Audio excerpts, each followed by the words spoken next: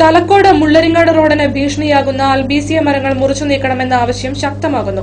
റോഡിലെ യാത്രയ്ക്കും വൈദ്യുതി വിതരണത്തിനുമെല്ലാം നിരന്തരം തടസ്സമാകുകയാണ് കാലാവധി കഴിഞ്ഞിട്ടും മുറിച്ചു മാറ്റാത്ത അൽബീസിയ മരങ്ങൾ.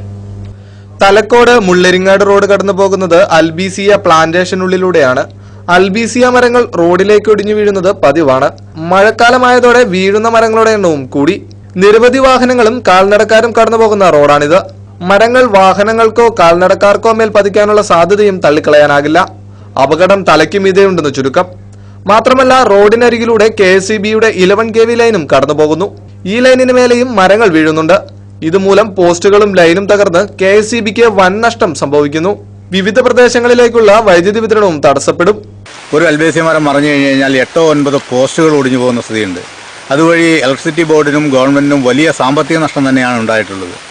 ഈ കാലാവധി കഴിഞ്ഞിട്ടുള്ള അൽബീസിയ മരങ്ങൾ മുറിച്ചു നീക്കി പുതിയ പ്ലാന്റ് വച്ചുപിടിപ്പിച്ചില്ലെങ്കിൽ വളരെ വലിയ അപകടങ്ങൾ ഇനിയും ഉണ്ടാകും. വഴിയാത്രക്കാരുടെ മേലേക്കാണ് ഇത് മറിഞ്ഞു വീഴുന്നതെങ്കിൽ, സ്കൂൾ ബസിന്റെ മുകളിലേക്കാണ് മറിഞ്ഞു വീഴുന്നതെങ്കിൽ വലിയ ദുരന്തങ്ങൾ ഇനിയും ഉണ്ടാകാനുള്ള സാധ്യതയുണ്ട്.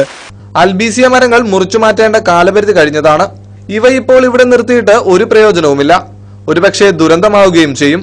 എത്രയും വേഗം മരങ്ങൾ മുറിച്ചു നീക്കണമെന്നാണ് നാട്ടുകാരുടെ ആവശ്യം. KCV news, Thalakkode.